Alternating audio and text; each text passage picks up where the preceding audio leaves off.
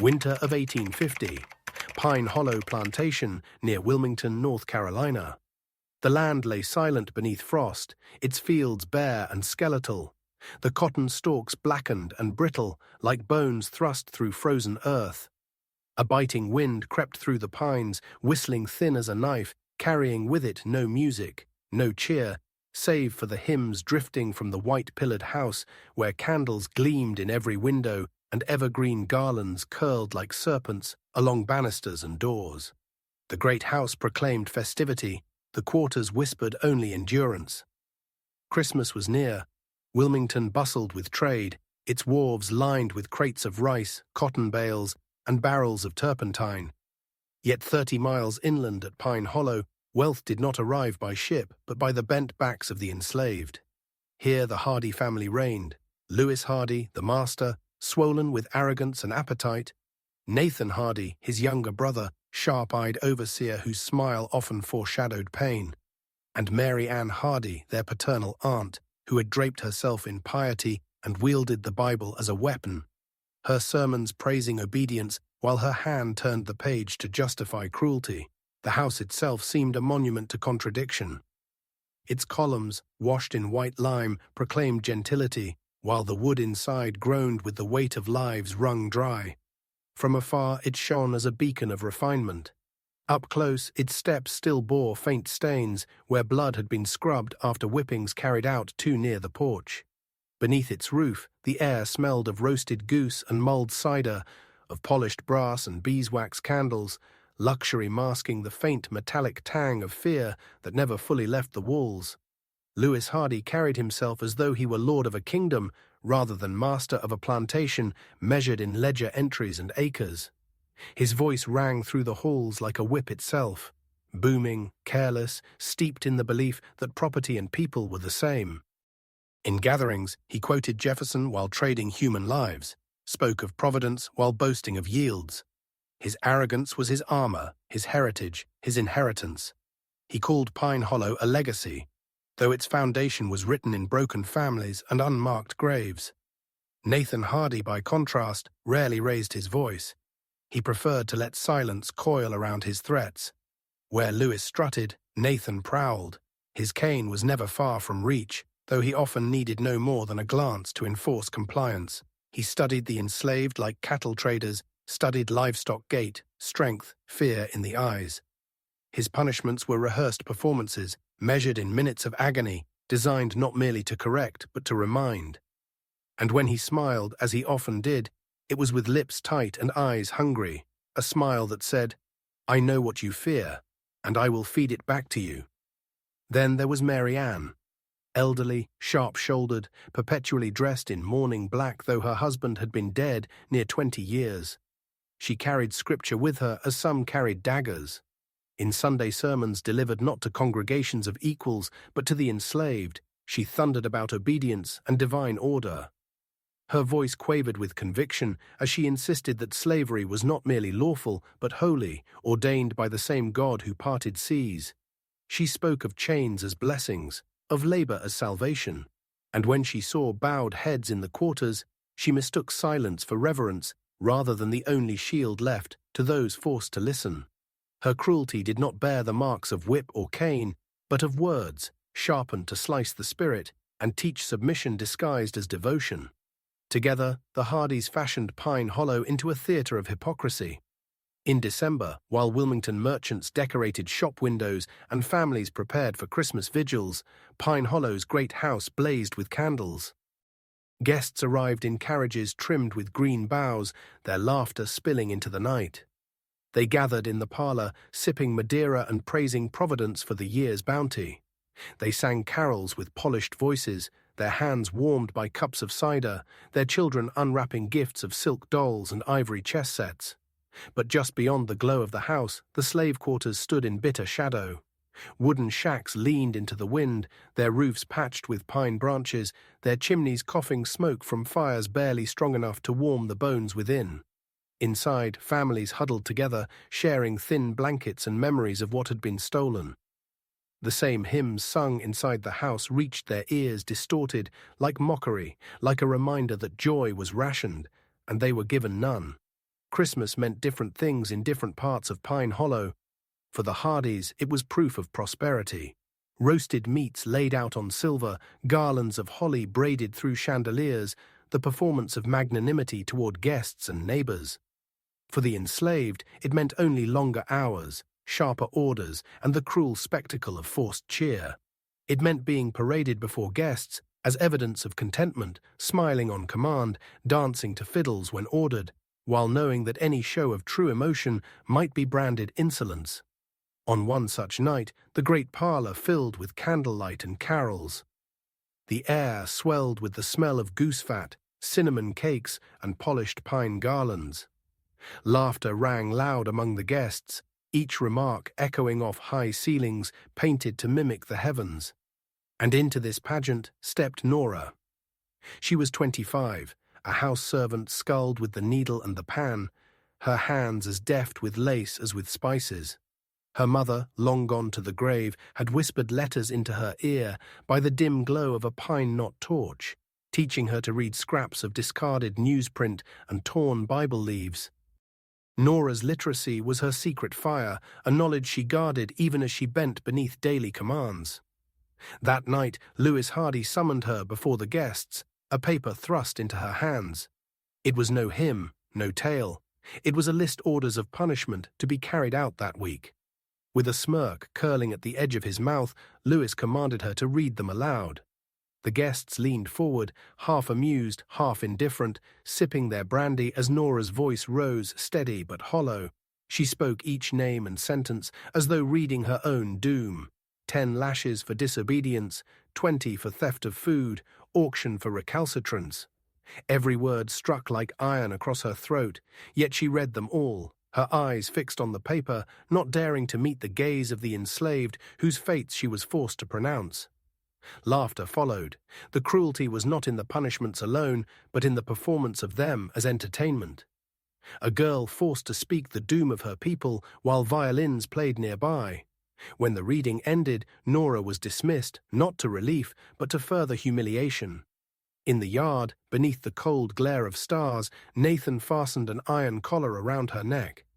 It weighed heavy as judgment, its curved spikes pressing against her skin.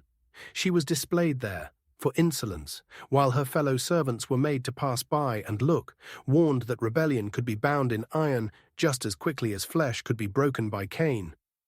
Inside the house, hymns swelled, praising mercy and grace.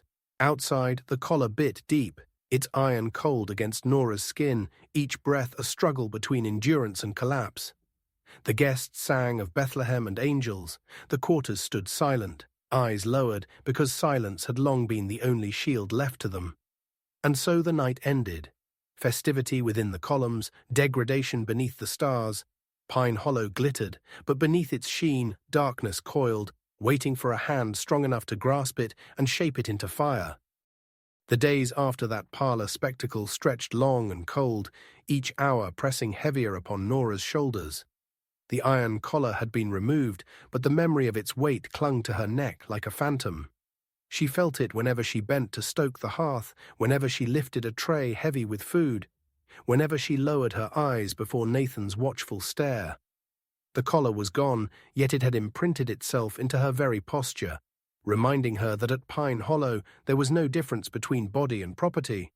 The house prepared for Christmas as if gilded joy could erase cruelty. Evergreen boughs were strung across mantels, candles polished until their brass holders gleamed, tables laid with linen imported from France. Lewis Hardy took pleasure in inspecting these preparations, his steps echoing loudly through the polished halls as if every floorboard must acknowledge his dominion.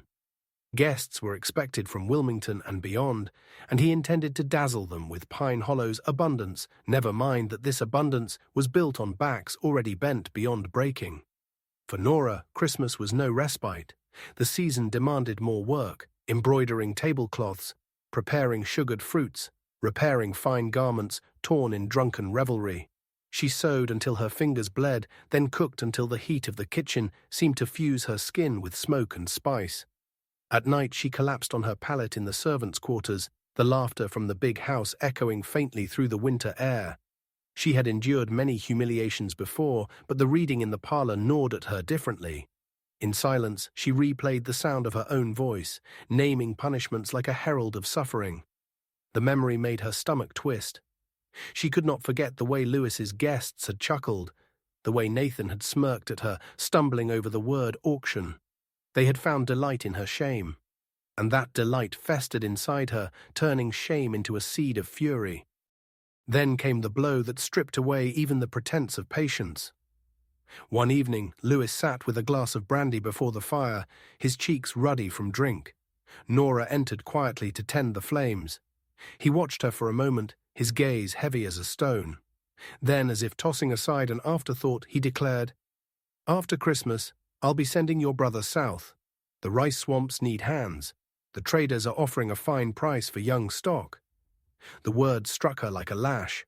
Her younger brother, barely 17, had been her anchor since childhood, the last remnant of family the traders had not already stolen. She dropped the poker in shock, the clatter drawing a sharp glance from Nathan, who lounged nearby. "Please, master," she whispered, her voice raw, "not him. He's all I have." Lewis laughed, swirling his glass. "All you have? You have what I give you. You'll manage well enough." Nathan's lips curled into that thin smile of his. "Begging won't help. Perhaps a lesson in humility will." His tone was soft, but his eyes suggested torments unsaid. Nora's pleas died in her throat. She lowered her gaze, though inside something cracked open. The fire she had long kept hidden flared bright. She realized in that instant that waiting meant loss of her brother, loss of the last tether to love in this barren place. To do nothing was to let him be dragged into the swamps, his body consumed by fever and leeches, his name erased from the world. That night she lay awake on her pallet, staring at the rough beams of the ceiling. Around her the quarters were filled with the low breath of the weary, but Nora could not sleep. She thought of her brother's laughter, of their whispered conversations in the dark, of how he still dreamed of escape. The thought of him shackled in distant fields, drowning in the mud of the swamps, tore her open. In the dim hours before dawn, she rose and slipped out into the cold. The air smelled of smoke and pine, sharp against her skin. She walked to the quarters of an elder woman known for her knowledge of roots and remedies. The healer's eyes, clouded but not blind, studied Nora with a depth that seemed to pierce through silence. "You come for more than comfort," the woman murmured. Nora nodded. "I cannot wait. I cannot lose him." The healer moved slowly, gathering dried leaves, a vial of dark liquid, and a small pouch. "This is bitter," she said, her voice low. "A tincture from roots they call dangerous. Too much, and death comes quick. A few drops, and it lingers unseen, like a shadow under the tongue. You must use it carefully." Nora accepted the pouch, her hands trembling. The weight of it was slight, yet it carried the gravity of fate. As she walked back through the frosted grass, her resolve hardened. For years she had bent, endured, swallowed indignity. But now the line had been crossed. The sale of her brother was the last wound she could not bear. Pine Hollow demanded her silence, her obedience, her very blood. But she still possessed one weapon, her patience, sharpened into cunning. The feast would be her stage. She rehearsed the thought like a prayer. During the Christmas gathering, when silver cups were raised and carols drowned out truth, she would strike, not with blade or shout, but with the same tools she had always wielded. The cup, the plate, the unseen hand in the kitchen. Just a few drops into Lewis Hardy's goblet. Enough to silence the voice that had mocked her, enough to stop the sale before it began. For the first time in years, Nora did not feel powerless. She felt the fire of decision coursing through her veins. The iron collar had bent her neck, but it had not broken her will. And now, with the bitter tincture hidden close to her skin, she waited for Christmas night, not as a servant, but as a judge preparing her sentence. The hymns from the house swelled louder each day, but Nora no longer flinched at them. She listened with a calm she had never known, for she carried within her the knowledge that the feast would not end as the Hardys expected. The time of humiliation was ending. The time of reckoning drew near. Christmas night descended on Pine Hollow like a velvet curtain, thick with shadows and the brittle promise of joy. Carriages rattled up the long drive, wheels crunching over frost. The great house blazed with light, Every window a lantern, every corridor humming with expectation. Guests spilled from their coaches wrapped in furs and silks, laughter rising in clouds of breath. The air smelled of pine resin from freshly cut garlands, of smoke from chimneys, of wealth parading itself while the fields lay barren and the quarters lay silent. Inside, the dining room was prepared as if for a coronation. The table stretched near the length of the hall, its linen gleaming white as bone, its surface glittering with silver and crystal. Platters of roasted goose, glazed ham, and spiced pies steamed in the air. Candles flared from golden holders, their flames trembling against the draught of opened doors. Musicians tuned violins in the corner, plucking strings that would soon sing over the clatter of cutlery. Lewis Hardy sat at the head, his face flushed, his waistcoat straining at the buttons. Beside him stood Nathan, hands clasped behind his back, eyes sweeping the room like a hawk's. Mary Ann drifted among the guests, murmuring of divine providence, her black dress a shadow against the firelit walls. The guests praised the bounty, complimented the decorations, toasted the season. No one spoke of the labor that made it possible. Nora moved quietly among them, bearing dishes with the precision of habit. Her dress was plain, her head bowed, but her eyes saw everything. The way Lewis drank deeply from his glass, the way Nathan's hand hovered near his cane, the way Mary Ann's lips moved in constant prayer. Her hands, steady despite the pounding of her heart, carried not only platters, but fate itself. Hidden within her apron, wrapped in cloth, was the vial of tincture. The feast unfolded with the rhythm of ritual. Prayers were offered, hymns sung, silver knives carved the meat. Wine flowed freely, warming tongues and loosening laughter. Nora passed among them like a shadow, unseen except when needed. Yet each step brought her closer to the moment she had rehearsed in silence. When the hour of toasts arrived, the hall grew hushed. Guests raised their glasses, their reflections glimmering in the polished crystal. Lewis rose unsteadily, brandy in hand, his voice booming above the din. "To prosperity," he declared, "to Providence, who blesses the faithful with abundance." Laughter and applause followed. He motioned for more wine. Nora stepped forward, the decanter in her grasp. Her movements were smooth, practiced, the picture of obedience. She filled his goblet, her fingers brushing the rim as she leaned close. From within her sleeve, a single drop of the tincture slid into the dark liquid, vanishing without trace. Another drop followed, then another. The wine shimmered as if kissed by firelight, innocent to every eye except hers. Lewis lifted the goblet, oblivious. His lips touched the rim, and he drank deep. At first, nothing changed. Conversation resumed, the musicians played, laughter rose again. Nora moved on, her tray balanced, her face impassive. But within minutes, the master's voice faltered. His laugh, once booming, grew thin. He set down his fork, his hand trembling slightly. Sweat beaded on his forehead, despite the cold. "Lewis," Mary Ann whispered, concern sharp in her tone. He tried to answer, but the words caught. His face paled, his chest heaved. He staggered, one hand clutching the table, the other reaching for his throat. The goblet slipped from his grasp, shattering on the floor. Gasps rippled through the room. Guests rose, chairs scraping against the wood. Nathan rushed forward, grasping his brother's arm, shouting for calm. Mary Ann clutched her Bible, muttering prayers. The musicians fell silent, their instruments held like useless relics. Lewis collapsed, his body sprawled across the silver-laden table, plates and garlands scattering around him. His breath rasped once, then failed. Panic erupted. Guests shouted for doctors, for water, for explanations. Some fled the hall, others crowded near, their faces masks of shock. Nathan barked orders, trying to restore order, his voice cracking with rage. And in the center of the storm stood Nora. She did not flee.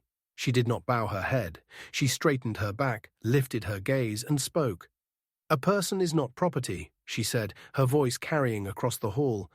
"You would have sold my brother to the swamps. That was the line you could not cross." Silence followed, heavy as stone. Every eye turned toward her. Some saw madness, others saw defiance, but all felt the weight of her words. Nathan's face contorted with fury. "Seize her!" he roared. But even as men moved toward her, there was hesitation. For a moment she seemed untouchable, her calm dignity shattering the image of submission they had always expected. Nora did not resist as they bound her hands. She did not cry out when Nathan struck her. She stood as though rooted in stone, her head high, her eyes clear. The feast was over. The hymn of domination had been broken by a single act of defiance, a single drop of bitterness. Later, in Raleigh, the trial was swift. The court called her a murderess, a wretch, a danger to order. Witnesses spoke of her insolence, her silence, her sudden madness. The verdict was fixed before she entered the chamber. Guilty. Sentence, death. Yet those who sat in the gallery whispered of her composure. She spoke no pleas, no apologies. She answered the judge's condemnation with calm stillness. In her silence, they saw not madness but memory, not guilt but truth. And so the story of Pine Hollow did not end with the collapse of Lewis Hardy. It carried forward, whispered in courts and taverns, in quarters and pulpits, in the hearts of those who heard. Nora had turned obedience into weapon, humiliation into fire, silence into thunder. Christmas at Pine Hollow would never again be remembered for carols or garlands, but for the night a woman declared herself human before those who denied it.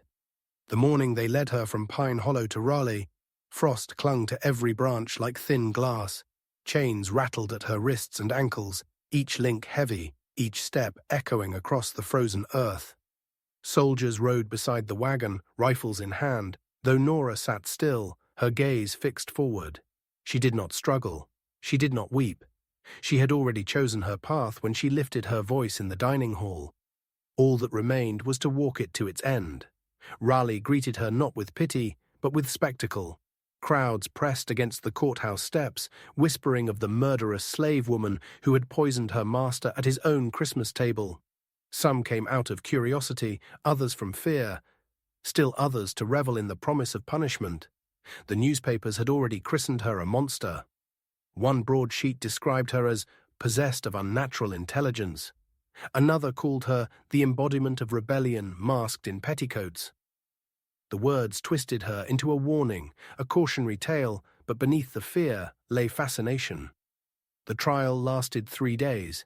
It could have ended in one, but they prolonged it for ceremony to parade justice as theatre.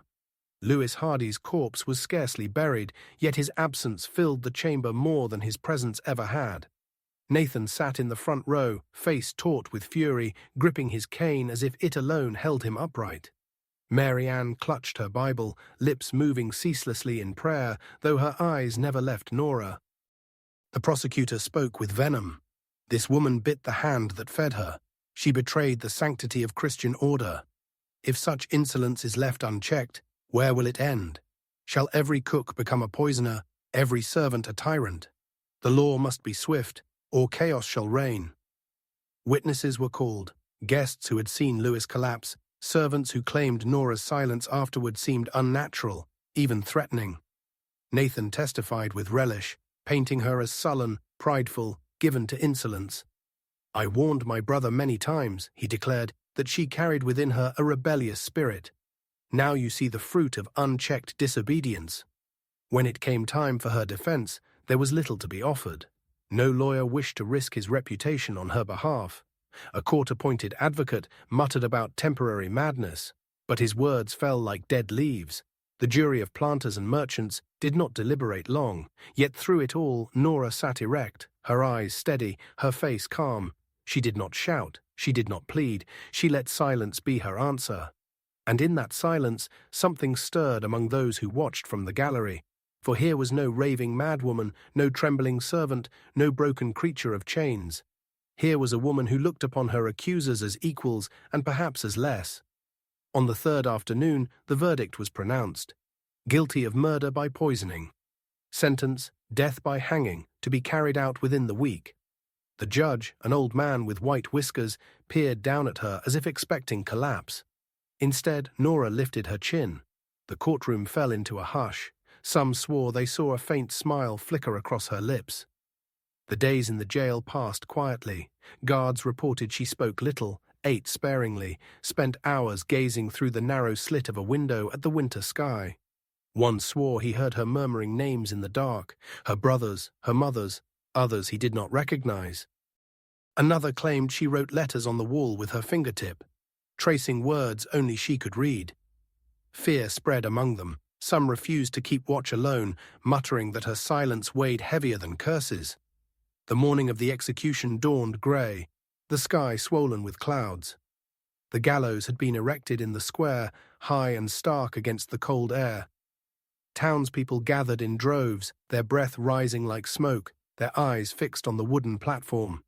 Children were hoisted onto shoulders to see. Peddlers sold cider and roasted nuts as though it were a fair. Yet beneath the chatter lingered unease. When Nora was led out, chains clinking, the crowd fell to a hush. She wore a plain dress, her head unbound, her hair braided simply. Her wrists were tied, but her posture was unbroken. She mounted the steps with measured pace, each footfall echoing like a drumbeat. The sheriff read the sentence aloud, his voice wavering despite rehearsed authority. For the crime of poisoning her master, Lewis Hardy, on the day of our Lord December 25th, 1850, she is condemned to die. A murmur rolled through the crowd, then silence again. The preacher stepped forward, Bible in hand, offering last words of repentance. Nora turned her head slowly, meeting his gaze. Her voice, when it came, was low but clear. "I am not property, that is all." The preacher faltered. The sheriff gestured. The hood was offered, but she refused it with a shake of her head. The rope was lowered, looped around her neck. Still her eyes remained open, fixed not on the crowd, not on the gallows, but on the horizon beyond. When the trap fell, a gasp tore through the square. Her body jerked, then hung still. The rope creaked in the wind. For a moment, no one moved. Then whispers began, first faint, then spreading like fire. Some said she looked unafraid, others that her words echoed louder than the sheriff's decree. By nightfall, stories were already travelling beyond Raleigh. In taverns, men muttered that the Hardys had been cursed.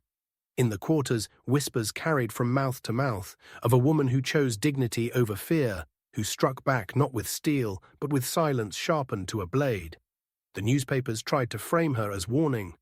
The Carolina Gazette called her a lesson against misplaced leniency. The Wilmington Herald declared such rebellion must be extinguished utterly. Yet the very effort to erase her only spread her name further.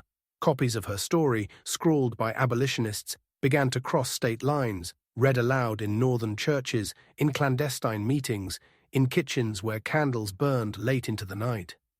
At Pine Hollow, Nathan tried to restore order, but fear had settled over the plantation like frost that would not thaw. Servants whispered of her, even as they labored. Some swore her shadow moved through the halls at night. Others claimed the iron collar, left hanging on its hook, clanged once on its own during the quiet hours, as if mocking the house it once served. And somewhere beyond the fields, her brother lived still spared the swamps by her hand. That knowledge alone ensured her story would not die. They buried her in the outskirts of Raleigh, in a shallow plot marked only by packed clay. No headstone, no hymn, just earth pressed down by hurried hands. The law intended her to vanish as swiftly as the trapdoor that had ended her life. Yet erasure has never been so simple. In the quarters of Pine Hollow, her name lingered like smoke. Some whispered it in prayers before dawn, others in lullabies hummed to children, as if speaking her name could grant them spine enough to survive another day. Nathan forbade mention of her, but silence did not carl her story, it sharpened it. When the overseer's back was turned, when the night was thick, voices told again of the Christmas feast, of the moment Lewis Hardy's goblet slipped from his hand, of the words Nora spoke, "A person is not property." From there, her memory travelled farther than the fields. A peddler carried it to Wilmington, where dockworkers passed it from ship to ship. Abolitionist presses in Philadelphia soon printed pamphlets hinting at her act, stripping away names but preserving the defiance. In parlors of the North, her story was read as proof that slavery devoured its own order. In the cabins of the South, it became something else, a reminder that even those chained could choose the moment of their strike. Years later, when the Hardys' fortunes dwindled, Pine Hollow itself began to wither. The grand house sagged, its paint cracked, its windows clouded with dust. Fields once rich with cotton grew tangled with weeds. Nathan died childless, Mary Ann in bitter solitude, but the name that outlasted them all was Nora's. One winter morning, decades after her hanging, a small stone appeared at the gates of Pine Hollow. No mason's mark, no family crest. Just a plain slab carved with 5 words. She chose dignity over fear. No one confessed to placing it there. Some said it was her brother, returned in secret to honor her. Others swore it was northern travelers or freedmen who remembered. Whoever laid it, the stone remained. Passers-by would pause, brush away leaves, trace the words with their fingers. By then her story had grown into legend. Some told it straight, of the seamstress and cook who struck at Christmas. Others bent it toward myth, that her spirit still moved through kitchens, that goblets rattled when her name was spoken, that no feast at Pine Hollow was safe from her shadow. The Hardys had hoped to bury her in shame. Instead, she became a figure carved into memory, half history, half warning. And so it was that Nora, once forced to wear the collar of shame, came to wear instead the cloak of legend. Her voice, silenced by rope, continued to speak wherever men and women whispered of freedom. Her story was not of triumph. She did not escape, did not live to see liberty, but of something sharper. She chose her ground, her hour, her act, and in choosing she proved that submission was never absolute. At the gate of Pine Hollow, the stone still stands, weathered, lichen-stained, yet legible. Travelers pause, children ask, elders nod. Few remember the Hardys, but the memory of Nora, the woman who struck on Christmas night, who declared her humanity in a hall built to deny it, remains. A memory, a warning, a name that refuses to die.